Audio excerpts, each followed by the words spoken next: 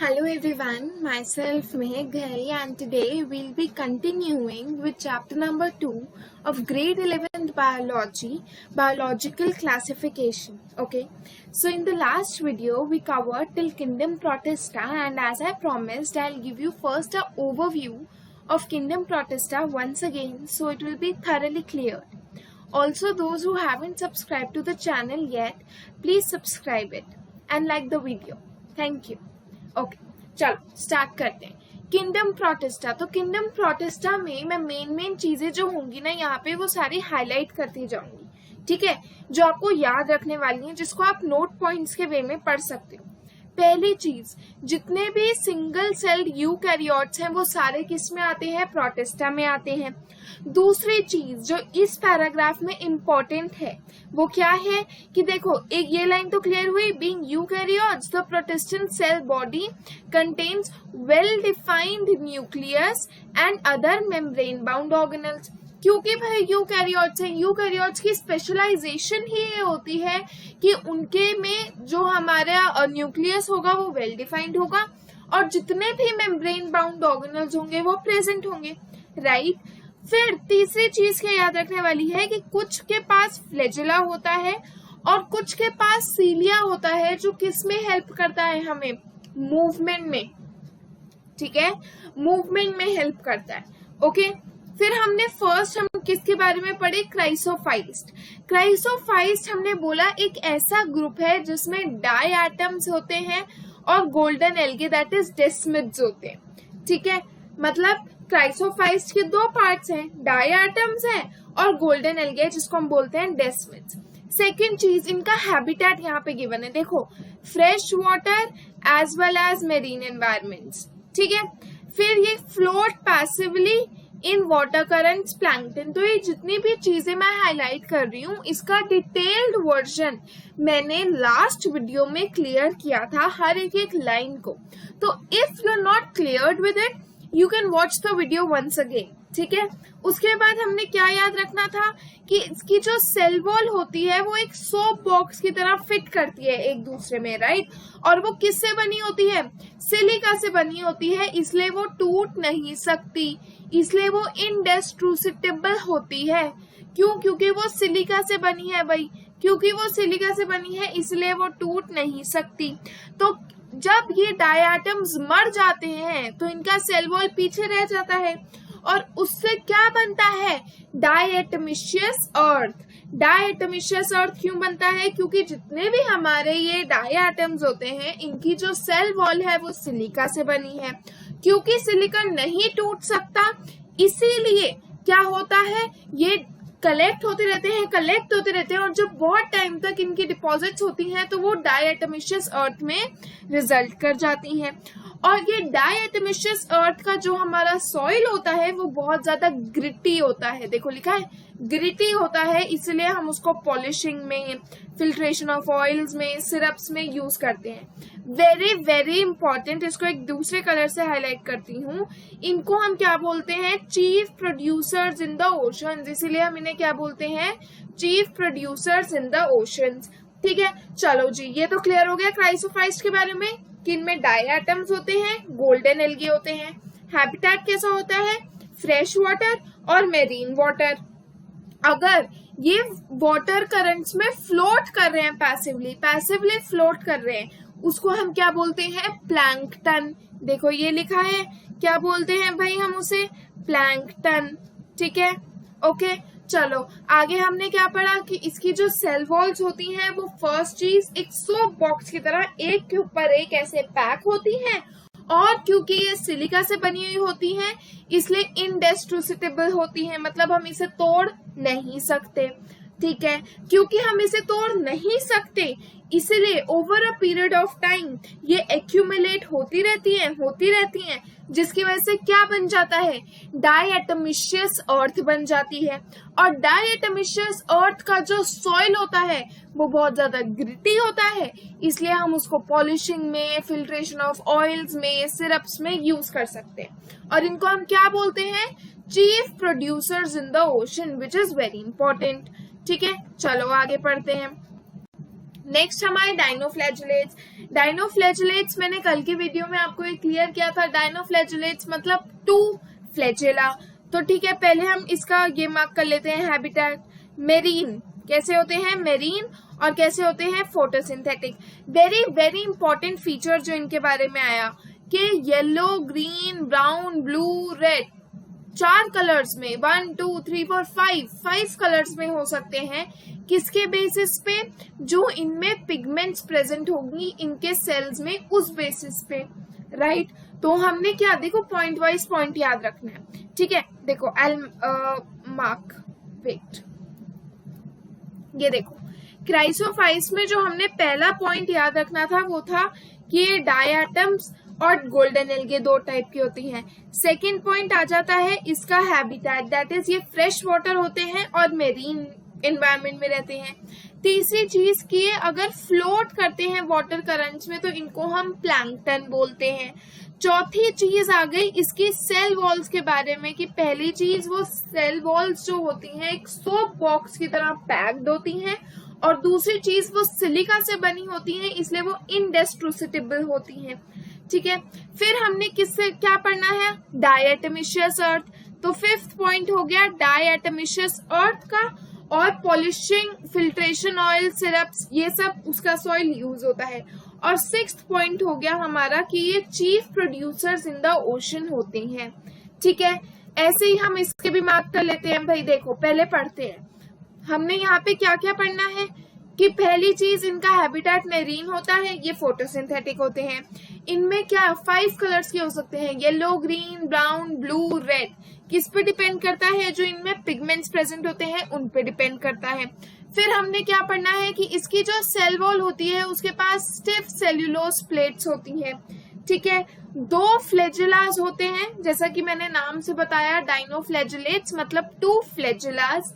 एक जो होता है वो लॉन्गिट्यूडनल होता है, एक जो होता है वो ट्रांसवर्स होता है, ठीक है। फिर हमने किसके बारे में पढ़ा, रेड डायनोफ्लैजिलेट्स के बारे में पढ़ा जिसको हम बोलते हैं गोनियोलॉक्स।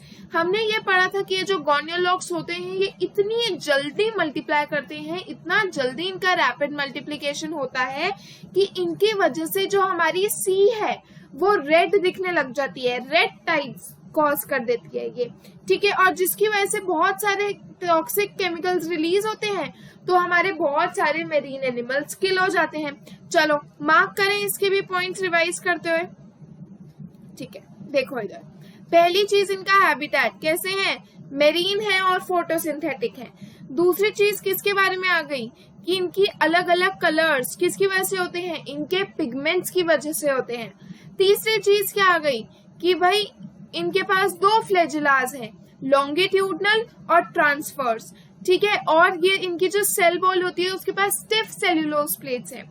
4th चीज क्या आ गई कि ये जो रेड डायनोफ्लैजिलेट्स होते हैं जिनमें रेड पिगमेंट्स होती है जिसको हम बोलते हैं गोनियोलक्स, ये क्या करता है, ये इतनी जल्दी मल्टीप्लाई करता है कि ये पूरी सी पे फैल जाता है, और क्योंकि ये फैल जाता है इसकी वजह से क्या कॉज हो जाती है, रेड टाइड्स कॉज हो जाती हैं।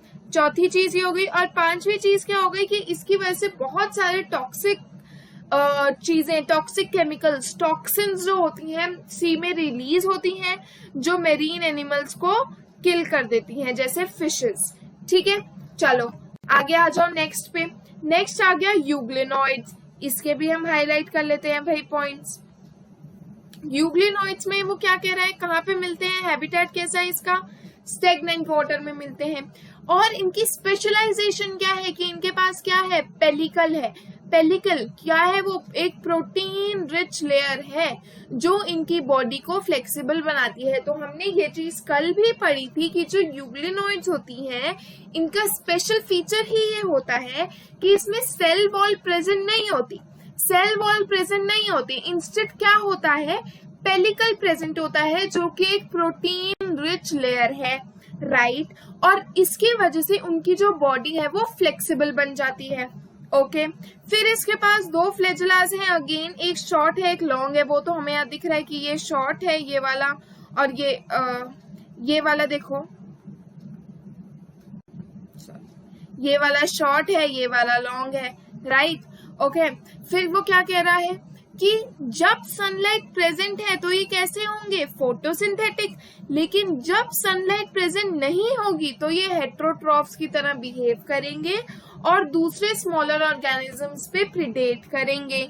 ठीक है, उसके बाद हमने क्या बोला कि एग्जाम्पल इसका हो गया Euglena. Euglena is an example. चलो इसके भी मार्क करें पॉइंट्स। पहली चीज क्या है कि भाई ये स्टेगनेंट वाटर में मिलती है। दूसरी चीज क्या है कि भाई इसके पास सेल वॉल नहीं होती बल्कि एक प्रोटीन रिच लेयर होती है जिसको हम बोलते हैं पेलिकल, जो इसकी बॉडी को फ्लेक्सिबल बनाती है। तीसरी चीज हमने क्या पढ़ ली कि भाई इसके पास दो फ्लैजेलास होते हैं, एक लॉन्ग और एक शॉर्ट। चौथी चीज हमने न्यूट्रिशन के बारे में पढ़ी कि जब सनलाइट प्रेजेंट है तो ये फोटोसिंथेटिक होंगे और जब सनलाइट एब्सेंट है तो ये हेटेरोट्रॉफ्स की तरह बिहेव करेंगे और ये प्रिडेट करेंगे दूसरे एनिमल्स पे। और फिफ्थ पॉइंट क्या हो गया, यूग्लिना के बारे में। Fifth point is regarding Euglena which is an example. चलो स्लाइम मोल्ड्स अगेन कैसे हैं, सैप्रोफाइटिक होते हैं। तो क्या हो गए, ये सैप्रोफाइटिक हो गए। ये इंपॉर्टेंट है कि अंडर सूटेबल कंडीशंस ये क्या फॉर्म कर लेते हैं, एक एग्रीगेशन फॉर्म कर लेते हैं जिसको हम बोलते हैं प्लाज्मोडियम। तो जब सूटेबल कंडीशंस हैं तब ये क्या फॉर्म कर लेंगे, एक एग्रीगेशन फॉर्म कर लेंगे प्लाज्मोडियम। लेकिन जब अनफेवरेबल कंडीशंस होंगी, अनफेवरेबल कंडीशन, तो ये डिफरेंशिएट करेंगे और फ्रूटिंग बॉडीज फॉर्म कर लेंगे, राइट, जिसके टिप्स पे क्या होंगे, स्पोर्स। देखो ये चीज मैं आपको दोबारा समझाती हूँ, ये कल भी मैंने आप लोगों को समझाई थी काफी अच्छे से, कि जो हमारे स्लाइम मोल्ड्स होते हैं, ठीक है, स्लाइम मोल्ड्स अगर फेवरेबल कंडीशंस हैं तो ये एग्रीगेशन फॉर्म करके प्लाज्मोडियम बना लेंगे। ठीक है, फेवरेबल कंडीशंस हैं तो। अगर अनफेवरेबल कंडीशंस हैं, अनफेवरेबल कंडीशंस हैं तो क्या करेंगे, ये स्पोर्स बना लेंगे, बेसिकली फ्रूटिंग बॉडीज बना लेंगे जिसकी टिप पे क्या प्रेजेंट होंगे, स्पोर्स, जिसकी टिप पे क्या प्रेजेंट होंगे, स्पोर्स प्रेजेंट होंगे। जो ये स्पोर्स होंगे इनमें क्या होगा, ट्रू वॉल्स होंगी, एक्सट्रीमली रेजिस्टेंट होंगे और बहुत सारे ईयर्स तक के लिए सरवाइव कर सकते होंगे। ठीक है, चलो पॉइंट्स मार्क करें। ओके, पहली चीज ये क्या है भाई, सैप्रोफाइटिक प्रोटिस्ट है। दूसरी चीज यही आ गई, देखो ये ऐसे फ्लोचार्ट के फॉर्म में आप बेटर इसे याद कर सकते हो कि जो हमारे स्लाइम मोल्स हैं वो फेवरेबल कंडीशन में एक एग्रीगेशन फॉर्म कर लेंगे जिसको मैं बोलती हूँ प्लाज्मोडियम, और अनफेवरेबल कंडीशंस में वो फ्रूटिंग बॉडीज बनाएंगे जिसकी टिप पे स्पोर्स प्रेजेंट होंगे, स्पोर्स। ठीक है, तो दूसरा पॉइंट ये हो गया, इसको मैं एक ही पॉइंट रेफर कर रही हूँ। और तीसरा पॉइंट हम ये याद रख सकते हैं कि ये जो स्पोर्स होते हैं ये बहुत ही रेजिस्टेंट होते हैं, काफी ईयर्स तक सरवाइव कर सकते हैं। चलो आगे चलें, इसके लास्ट है ये प्रोटोजोअन्स, उसके बाद हम फंजाई से स्टार्ट करेंगे आज। ठीक है, प्रोटोजोअन्स कह रहा है ऑल प्रोटोजोअन्स आर हेटेरोट्रॉफ्स। चलो पहला पॉइंट हो गया कि भाई ये हेटेरोट्रॉफ्स है और प्रीडेटर्स या फिर पैरासाइट्स की तरह रहते हैं। अब हमने इनके 4 अलग अलग टाइप पढ़ने हैं तो सबको हम अलग अलग पेन से मार्क करेंगे। देखो अमीबॉइड प्रोटोजोअन्स, अमीबॉइड प्रोटोजोअन्स का मैंने आपको कल भी बताया था कि जब अमीबॉइड की बात आए तो आपको एक ही वर्ड याद रखना है, अमीबा। अमीबा, अमीबा से आपको क्या याद आना चाहिए, फॉल्स फीट। जो ये फॉल्स फीट जिसको हम क्या बोलते हैं, स्यूडोपोडिया, राइट। अमीबा के बाद पास स्यूडोपोडिया होता है, फॉल्स फीट, जिसके वजह से वो एनगल्फ करता है फूड, राइट। तो हमने क्या याद रखना है, देखो पहला हैबिटेट आ गया, फ्रेश वाटर, सी वाटर या फिर मॉइस्ट सॉइल में रहते हैं। They move and capture their prey by putting out pseudopodia, false feet. वही चीज आ गई कि इनके पास क्या होती है, फॉल्स फीट होती है, जो हमारे अमीबा में भी होती है। ठीक है, और इसका नेक्स्ट हो गया एग्जाम्पल जैसे एंट अमीबा। ओके, चलो नेक्स्ट पे आ जाओ, फ्लैजिलेटेड। अगेन फ्लैजिलेटेड से क्या याद आना चाहिए, फ्लैजेला। फ्लैजेला किसके हेल्प में आता है, मूवमेंट के हेल्प में आता है। ये बार बार सेम चीजें मैं रिपीट कर रही हूँ ताकि आपको क्लियर हो जाए एकदम। फ्लैजिलेटेड प्रोटोजोअन्स क्या होता है इनके पास? फ्लैजेला। कैसे होते हैं ये? फ्री लिविंग या फिर पैरासिटिक। और एक और पॉइंट इनके बारे में क्या हो गया कि ये डिजीजेस कॉज कर सकते हैं, जैसे स्लीपिंग सिकनेस। ओहो सो सॉरी। जैसे स्लीपिंग सिकनेस, जिसको हम क्या बोलते हैं? ट्रिम्पैनोसोमा, राइट। स्लीपिंग सिकनेस जैसे ट्रिम्पैनोसोमा, ठीक है। तो इसके बारे में भी हमें ये क्लियर हो गया कि भाई इनके पास क्या होता है, एक स्पेशल चीज क्या होती है कि फ्लैजेलास होते हैं इनके पास। जो ये फ्लैजेलास होते हैं किस में हेल्प करते हैं? मूवमेंट में हेल्प करते हैं। कैसे हो सकते हैं ये? फ्री लिविंग या फिर पैरासिटिक हो सकते हैं। और इनका एक टाइप, मतलब इनका एग्जाम्पल हो गया ट्रिम्पैनोसोमा, जो स्लीपिंग सिकनेस वगैरह ये डिजीजेस कॉज करते हैं। चलो आगे आ जाओ। आगे हमने किसके बारे में बात करनी है? आगे हमने बात करनी है सिलिएटेड प्रोटोजोअन्स। अगेन मेरे को इसके नाम से एक चीज याद आ रही है, अगर आप लोगों को भी याद आ रही है तो वेल एंड गुड। क्या याद आ रही है? सीलिया। सीलिया किस में हेल्प करेगा? मूवमेंट में हेल्प करेगा, राइट। चलो हाईलाइट करते हैं। क्या कहता है? ये एक्वेटिक एक्टिवली मूविंग ऑर्गेनिजम्स हैं। क्यों?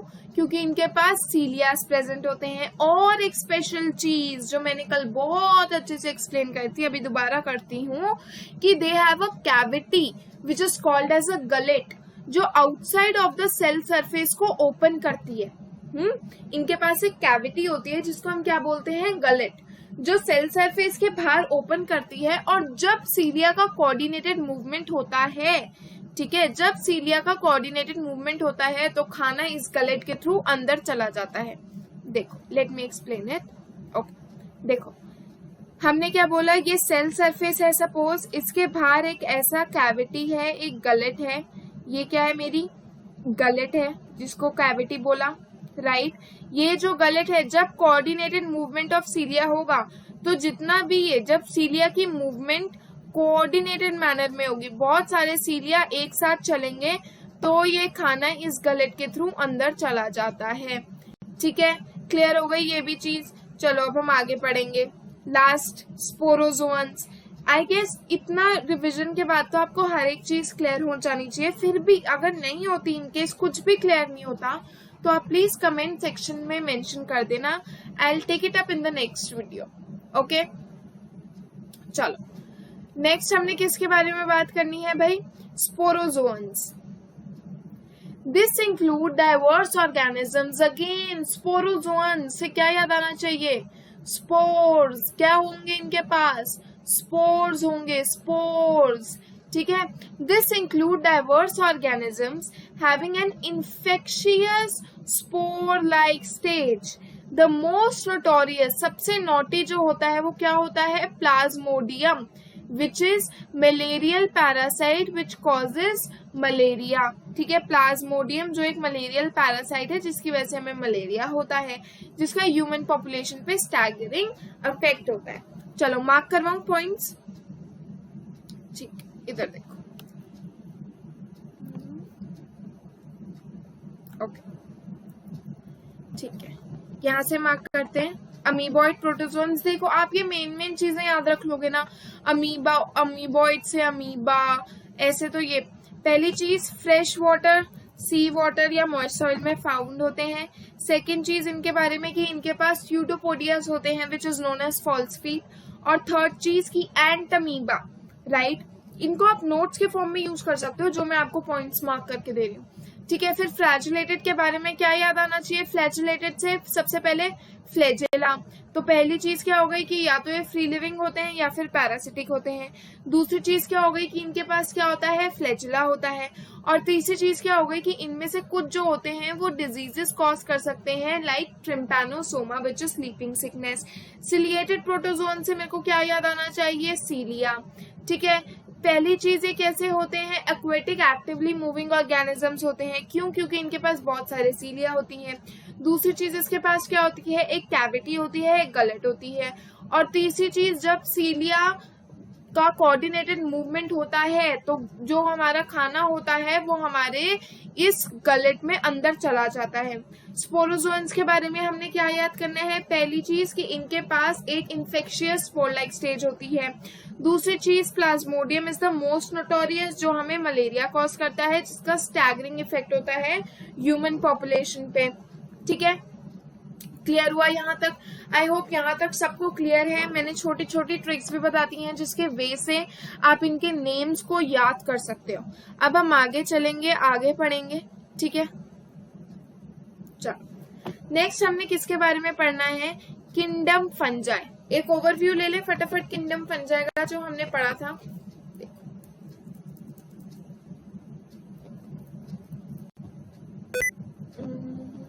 One minute. Let me get back to that page. Yeah. Yeah. चल।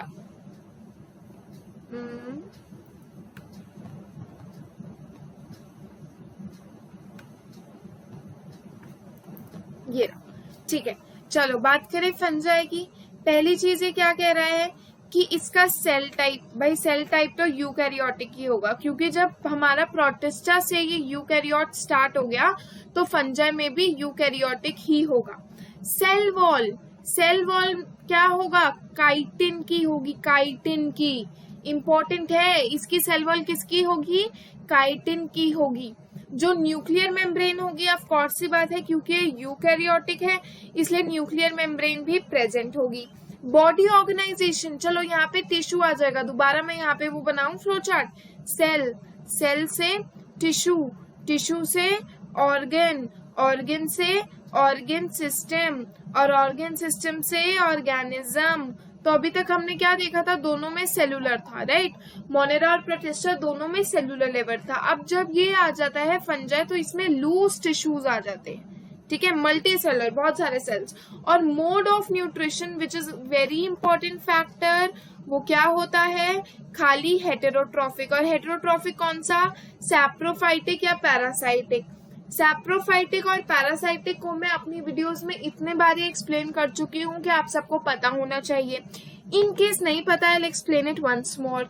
सैप्रोफाइटिक क्या होता है? डेड एंड डिकेइंग ऑर्गेनिजम्स जहां प्रेजेंट होते हैं, ठीक है, डेड और डिकेइंग ऑर्गेनिजम्स प्रेजेंट होते हैं। और पैरासिटिक क्या होता है? जो डेड और डिकेइंग ऑर्गेनिजम्स पे फीड करते हैं ना बच्चे बेसिकली, उन्हें हम बोलते हैं सैप्रोफाइट्स। और पैरासाइट्स कौन से होते हैं? जो होस्ट ऑर्गेनिज्म पे रहते हैं, होस्ट ऑर्गेनिज्म पे, ठीक है, उस पे फीड करते हैं, जैसे lice in human hair and ticks in dog. Okay, चलो अब पढ़ें इसके बारे में डिटेल में, इसकी भी डिटेल को देखते हैं।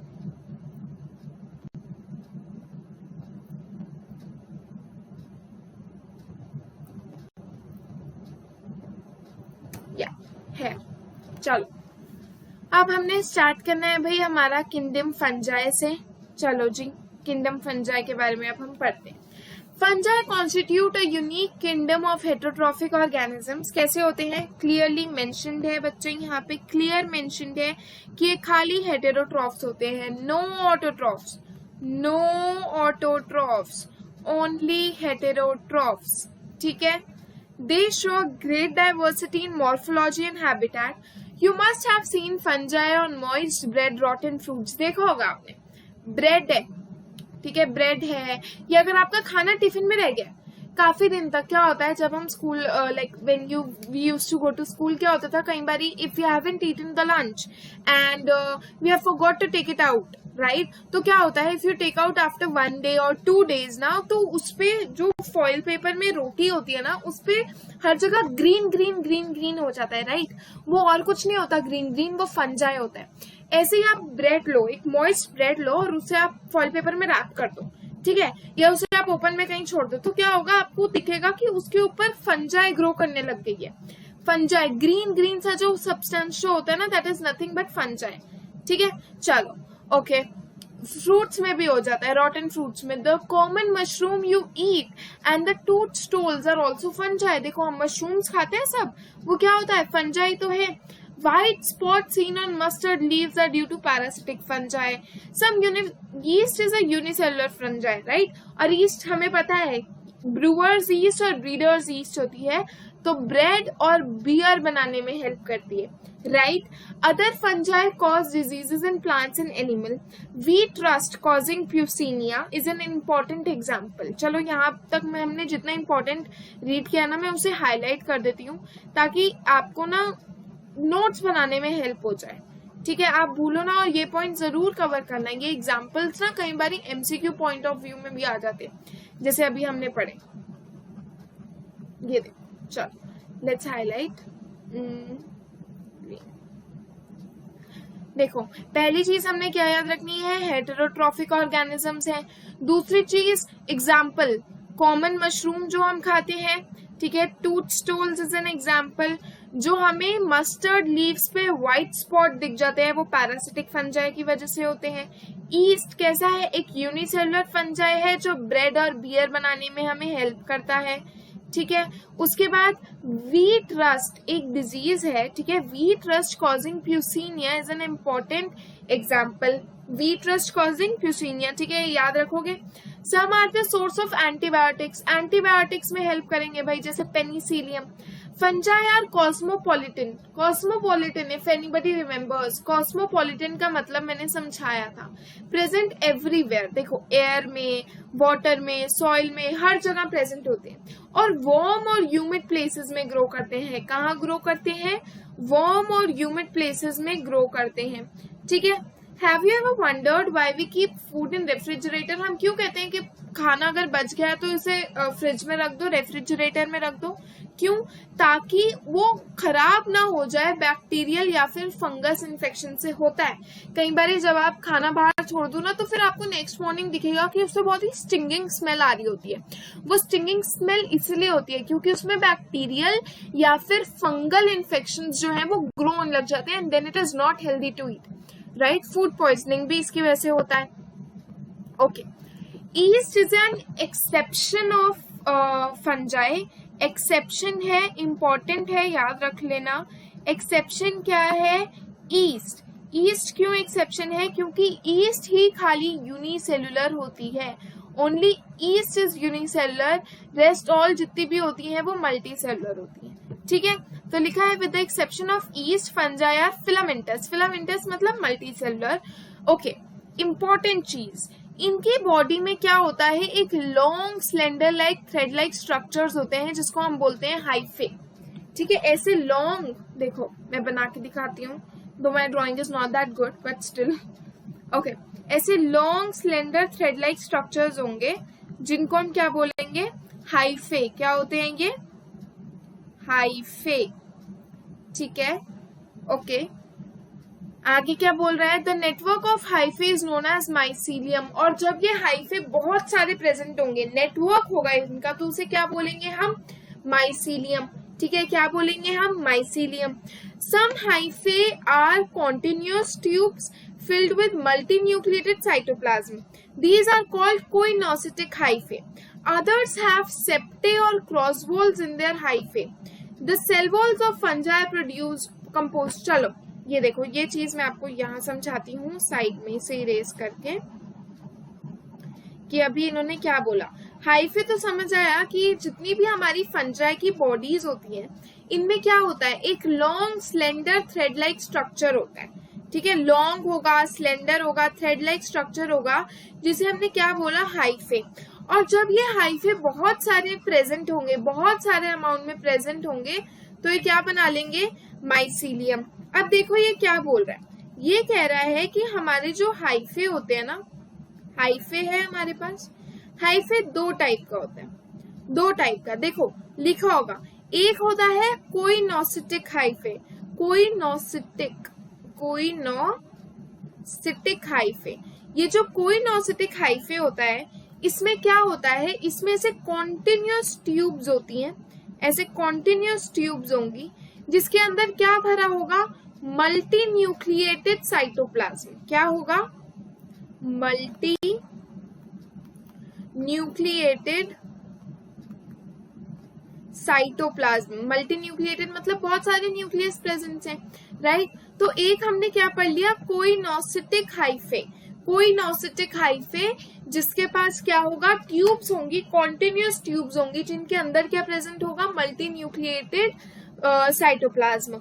और दूसरे होंगे जिनके पास सेप्टे होंगे या फिर क्रॉस वॉल्स। देखो ऐसे ऐसे बीच में क्रॉस वॉल्स आएंगी, राइट, जिनके पास क्या होंगे, सेप्टे या फिर हम क्या कह सकते हैं, क्रॉस वॉल्स।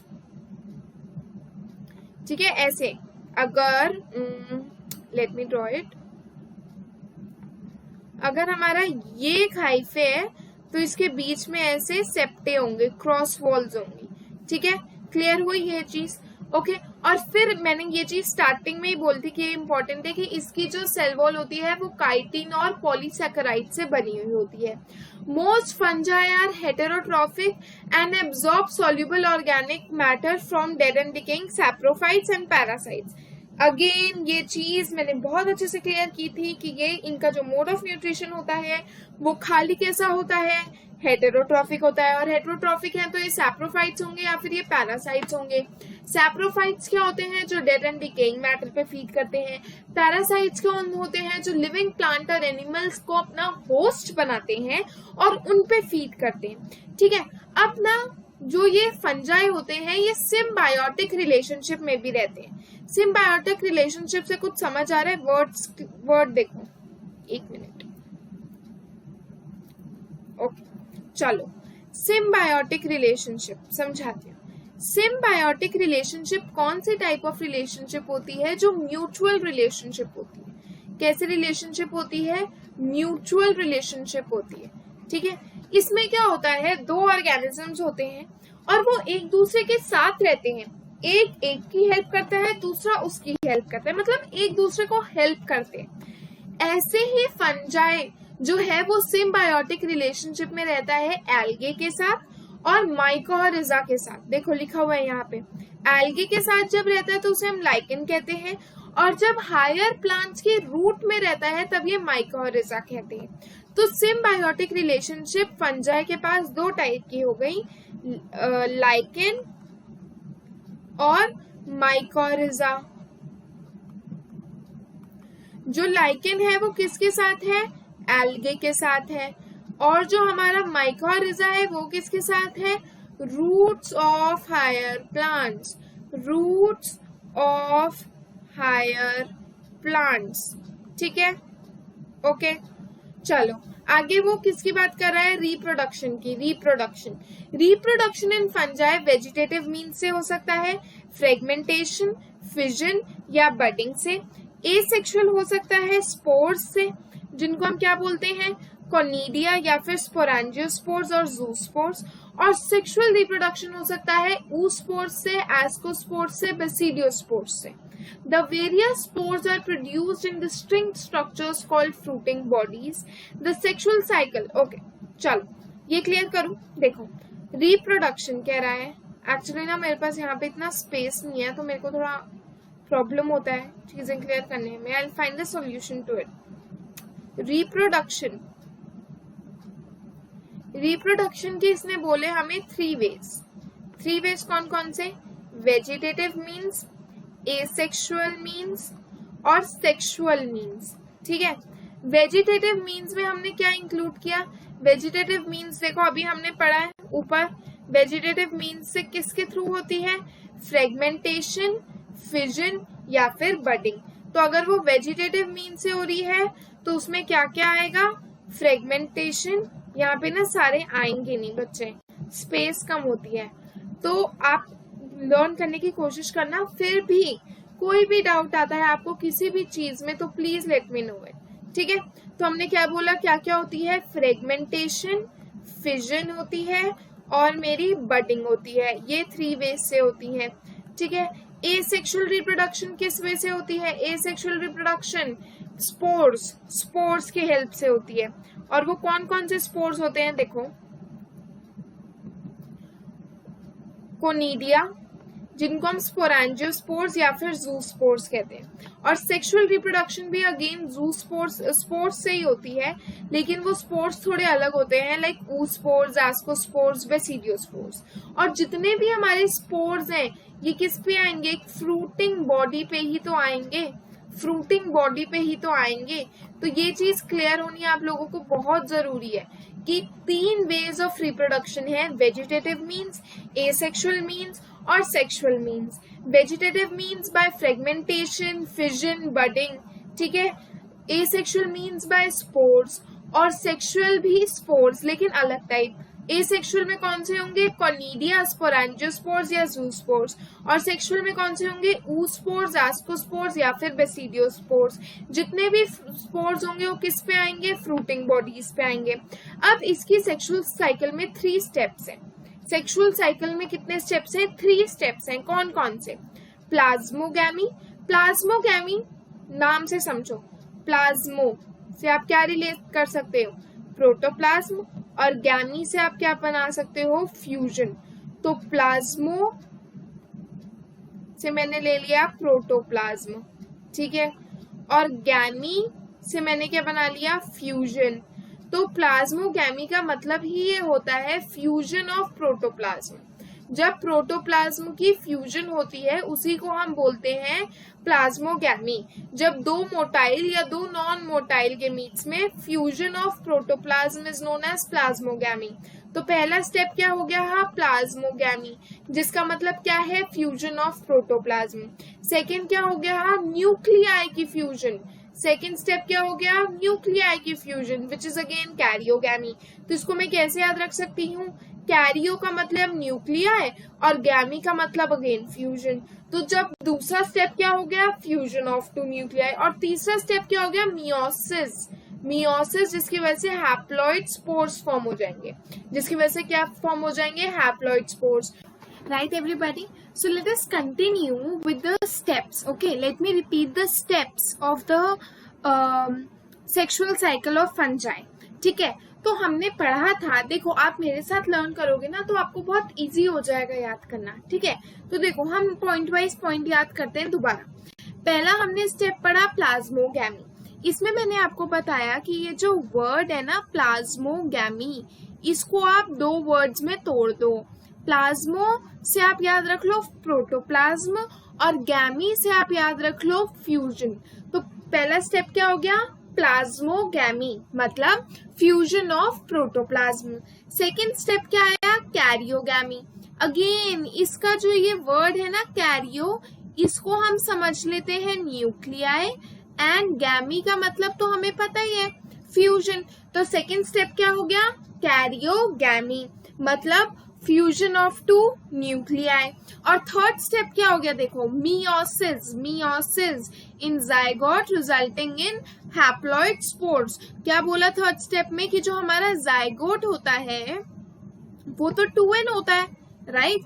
तो इसका मियोसिस होता है, और ये मियोसिस होने के बाद हमें क्या मिल जाते हैं, n वाले स्पोर्स। n मतलब हैप्लॉइड।